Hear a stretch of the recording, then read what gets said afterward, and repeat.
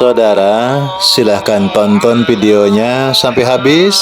Jangan lupa like, subscribe, comment, and share. Itu tidak akan merugikan Anda dan justru akan menambah pahala dan kebaikan bagi Anda. Semangat berbagi. Allah berfirman di dalam surat Al-A'raf ayat 31. A'udzubillahi minasyaitonirrajim. Ya bani Adam khudhu zinatakum 'inda kulli masjid. Hei anak Adam, kata Allah, khudhu, pakailah oleh kalian zinatakum, pakaianmu. Zinah itu perhiasan. Jadi perhiasan itu ya pakaian yang bisa menutupi aurat.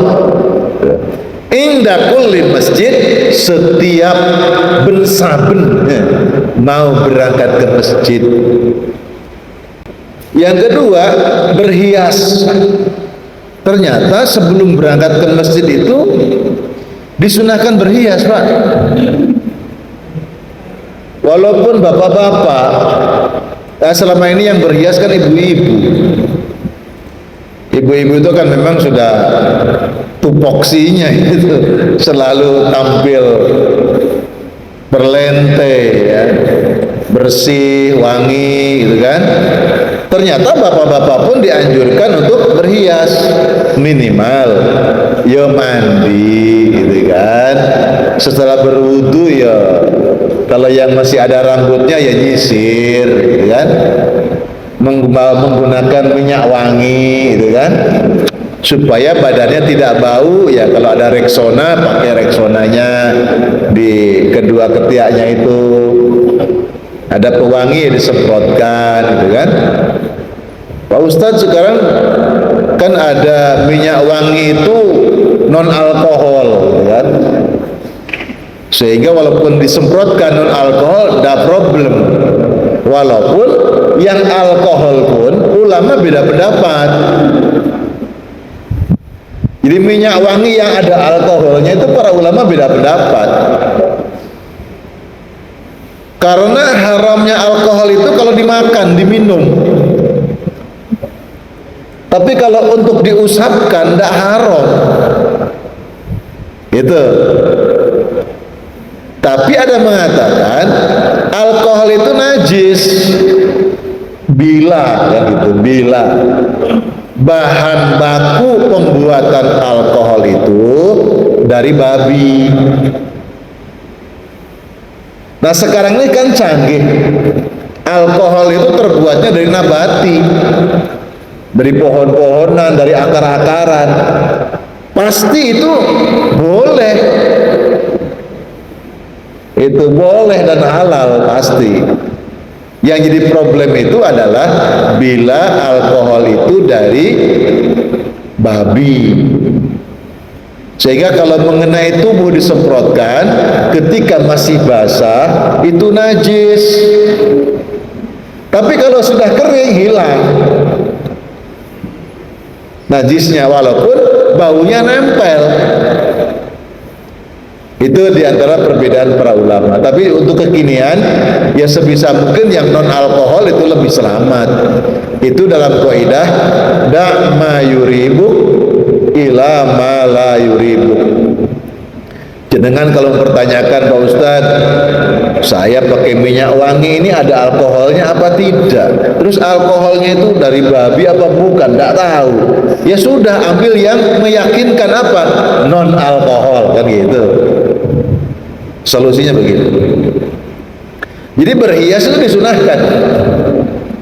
Saya dulu masih pakai celak, sekarang udah lama nggak pernah pakai celak. Itu sunnah. Jadi alis bulu mata dikasih celak, bibir mata bagian bawah terutama. Itu termasuk berhias. Nah ibu-ibu memang banyak kritik. Berhias boleh tapi tidak berlebih. Bahkan ada para penyampai dakwah di kalangan hijrah itu sama sekali tidak boleh berhias, tidak boleh wangi-wangi, tidak boleh. Karena bagi kaum wanita kecenderungan memunculkan fitnah itu lebih mudah.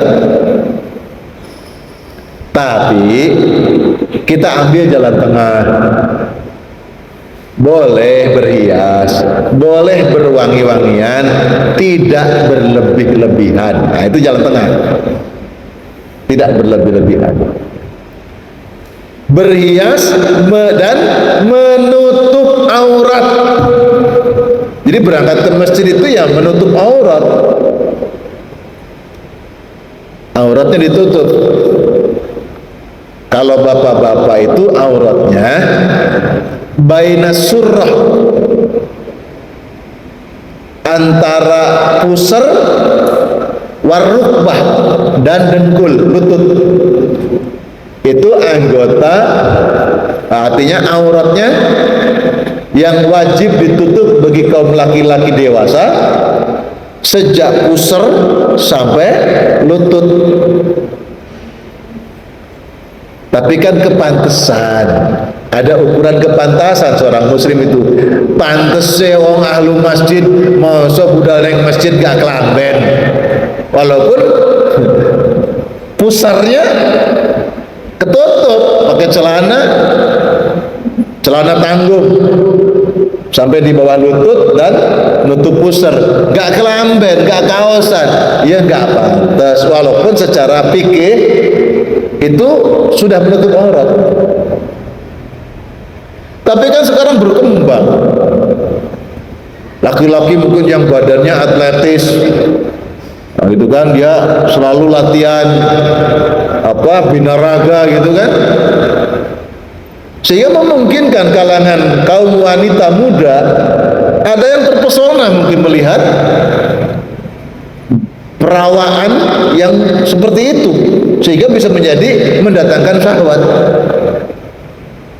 Apa itu? Nah itu untuk bapak-bapak, baina surrah war rukbah, antara pusar sampai dengkul itu auratnya. Adapun auratun nisa atau auratin nisa, auratnya kaum wanita itu seluruh tubuhnya, illal kaffain wal wajhi, kecuali kedua telapak tangannya. Kedua telapak tangan itu ya ada mengartikan bagian dalamnya, bagian luarnya, bukan bagian dalamnya. Telapak tangan itu. Jadi kalau untuk bagian mengusap, mengelus itu boleh dilihatkan, tapi bagian luarnya harus ditutup. Tapi ulama lain kafain, dua telapak tangan itu ya boleh luar dalam. Itu telapak tangan yang boleh dinampakkan. Lalu lalu wajah. Makanya dalam fikih sebenarnya orang yang menggunakan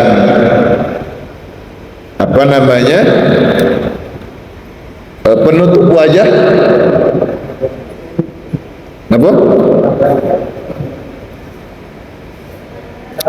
cadar, ya bukan tidak boleh, boleh-boleh saja. Tapi kan orang haji umroh tidak boleh pakai cadar. Haji umroh dibuka cadarnya, pakai cadar gak sah haji umrohnya. Karena memang wajah bukan bagian dari aurat. Walaupun dengan niat dia menggunakan cadar itu menghindari dosa, tujuannya bagus, cuma juga mungkin merugikan pihak lain, membuat orang-orang ragu, ini sopo jenenge gitu. Lihat jalannya aku kenal, tapi jangan-jangan keliru gitu kan.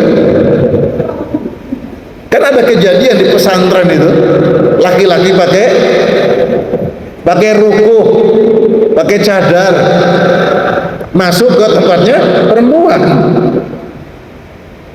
Ya karena seperti itu. Lalu kan Nabi juga mengatakan tabassumuka ala wajhi akhika shadaqah. Kalau engkau wajahmu terbuka tidak menggunakan cadar, saat engkau tersenyum itu kan orang lihat.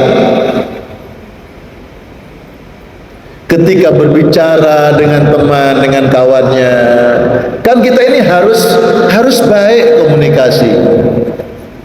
Salah satu tanda baiknya komunikasi, kelihatan air muka. Ya apa sih tampilan mimiknya itu? Kecut apa manis kan gitu. Itu juga jangan sampai menjadikan fitnah. Ya ada plus minus. Satu sisi dia niat menutup dengan cadar itu, menghindar dari dosa. Sisi yang lain dia membuat dosa kepada orang. Kan orang bertanya-tanya, sopo itu? Kan bertanya-tanya. Bisopo kok gak senyum belas? Ya bagaimana mau senyum gak kelihatan? Itu satu sisi dia ingin niat baik, sisi yang lain juga membuat fitnah bagi orang lain. Sementara batasan agama bahwa kaum wanita itu seluruh tubuhnya ditutup kecuali wajah dan kedua telapak tangan. Makanya persiapan kalau mau berangkat sholat ke masjid, kaum wanita itu tolong diperhatikan auratnya ditutup. Maten. Apalagi yang masih usia-usia muda. Ya. Allah berfirman dalam surat Al-A'raf ayat 31. A'udzu billahi minasyaitonir rajim. Ya bani Adam khudhu zinatakum 'inda kulli masjid. Hei anak Adam, kata Allah, khudhu, pakailah oleh kalian zinatakum, pakaianmu. Zina itu perhiasan. Jadi perhiasan itu ya pakaian yang bisa menutupi aurat. Inda kulli masjid, setiap bensaben mau berangkat ke masjid. Jadi Bapak Ibu kalau punya baju baru bagus dan dipakai nang masjid, ini ayatnya. Khudhu zinatakum inda kulli masjid. Pakailah pakaianmu, perhiasanmu ketika engkau berangkat ke masjid. Jadi pakaian yang menjadikan hiasan, pakaian yang menjadikan orang itu memandang betapa indah dirimu. Ya termasuk wa amma bi ni'mati rabbika fahaddits, termasuk wujud syukurnya kepada Allah ketika menampakkan nikmat karena Allah Ta'ala. Jadi kalau panjenengan pakai rukuh sing anyar, sejadah sing anyar, minyak wangi anyar gitu ya, dipakai ke masjid, jadikan bentuk syukur kepada Gusti Allah. Itulah perhiasan. Tapi kaum wanita jangan nemen-nemen wanginya, jangan menor-menor nemen, tapi juga jangan kumel, jangan kumuh, jangan asal. Wis sing penting nang masjid melo jamaah, wis gak ati klambi apik. Enggak. Ya harus yang sopan, yang wajar gitu loh. Yang wajar. Ya mungkin bahasa yang pas, yang wajar. Kalau wajar itu mengikuti tiap orang. Wajar aja di masjid go Fortuner, wajar aja dia sholat go helikopter, wajar. Wong sugih wajar. Wajar aja deh infak sedekah, wajar dia bantu fakir miskin. Sakmene akeh, emang duitnya akeh, wajar. Jadi ukur kewajaran. Dan kalau membuat ukuran kewajaran, setiap orang bisa mengukur diri. Seperti itu. Hadis riwayat Imam Al-Baihaqi, di mana Abi Ayyub an Abi Ayyuba qala sami'tu Nabiyya sallallahu alaihi wasallam yaqul ma fawqa rukbataini minal aurati wa ma asfala minas surrati minal aurati. Rawahul Baihaqi wa Daruqutni. Dari Abi Ayyub Al-Ansari, ia berkata, saya mendengar Rasulullah bersabda. Apa sabdanya? Ma fawqar rukbataini minal aurah wa ma asfala minas surrati minal aurah. Bagian tubuh yang ada di atas lutut adalah aurat, bagian tubuh yang ada di bawah pusar adalah aurat. Nah, itu tuh laki-laki. Lalu dari Aisyah qala Rasulullah sallallahu alaihi wasallam la tuqbalu salatul haid illa bi khimarin. Tidak diterima salatnya perempuan yang telah haid, maksudnya balik. Di antara tanda balik bagi wanita adalah telah haid, keluar darah, kecuali memakai pakaian yang menutupi seluruh tubuhnya, baik di dalam sholat maupun di luar sholat, seluruh tubuhnya. Illa, dalam hadis yang lain ada penjelasan, illal wajhi wa kaffain, kecuali dua wajah dan kedua telapak tangan. Maka hati-hati ibu-ibu penggunaan rukuh mukena. Mukena itu kan ada langsungan atas langsung bawah, ada yang putusan, ada atasan ada bawahan. Boleh dua macam itu, tapi yang jelas ketika panjenengan rukuk tidak terbuka auratnya, ketika panjenengan sujud tidak terbuka auratnya. Dan kehati-hatian ketika panjenengan rukuk sujud itu diingat kebuka nggak aurat tuh. Jangan nggak peduli, cuek. Wis pokoknya aku rukuk sujud terserah, kebuka enggak pikir. Jangan, perhatikan.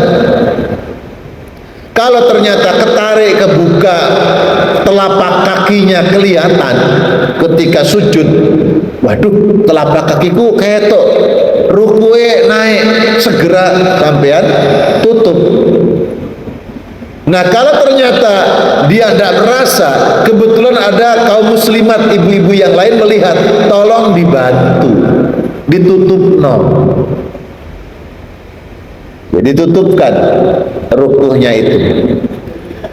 Termasuk banyak orang yang jamaah haji umroh, ibu-ibu. Ya, walaupun ulama memandangnya sebagai sesuatu keringanan. Jadi kaum muslimah ibu-ibu Indonesia ketika haji umroh, tawaf itu sholat. Di tawaf itu sholat yang boleh ngomong. Kan kita kan budaya. Tadi kan bahasanya jelas. Auratnya ibu-ibu itu kedua telapak tangan dan muka, wajah. Berarti kaki, telapak kaki itu aurat. Cuma kan selama ini loh banyak yang terbuka. Terus alasannya akeh. Angel Pak Ustaz. Ya. Lainnya ngene kok. Susah. Lalu kalau pakai pakaian panjang juga, ketika jalan susah. Gasrok bumi, nyaponi, ono telek, ono disaponi baik kelambine. Angel jene. paling tidak gawe yo kaos kaki. Pakai kaos kaki. Kalau anda hukumnya memakai kaos kaki bagi ibu-ibu wajib kan? Nah, terutama apalagi haji umrah. Tawafnya enggak kaos kaki ya. Nek jujur ya, tawafnya enggak sah mungkin. Nek jujur, mestinya ditutup. Telapak kakinya itu ya pakai kaos kaki. Ini mengenai apa namanya aurat ya. Itu persiapan sebelum sholat itu membersihkan diri dari kotoran dan najis, juga hadas. Kedua, berhias sebelum berangkat ke masjid. Kan enak berhias juga, seger. Ya, nyisir dulu, pakai pewangi, ya pokoknya berhias lah, seger.